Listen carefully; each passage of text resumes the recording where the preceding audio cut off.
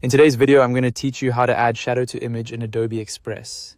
To get started, open your project in Adobe Express. Make sure you're already inside the design where you want to edit your image, so you can see the changes in real time as you work. This makes it much easier to test different shadow styles and decide which one fits your layout best. Once your project is open, click on the image you want to add a shadow to. This is important because Adobe Express needs to know exactly which element you're editing. When the image is selected, the editing options for that specific image will appear, allowing you to apply effects directly to it. Next, look over to the image panel on the left side and click on the Effects tab. This is where Adobe Express groups together visual enhancements you can apply to your selected image. Inside the Effects tab, find the Shadow section. If you only see a few options at first, click View All to expand the full list of available shadow styles. Now take a moment to browse through the shadow options.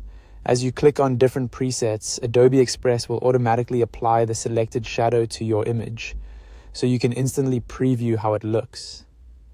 This is helpful if you want to compare styles quickly without having to manually adjust everything from scratch. Choose the option that best matches the look you want, whether that's something soft and subtle or a shadow that stands out more clearly. If you want more control, click Custom.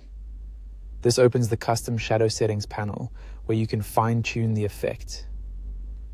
From there, you can choose a shadow color and adjust settings like blur, angle, and distance. Blur changes how soft or sharp the shadow appears. Angle controls the direction of the light source, which affects where the shadow falls.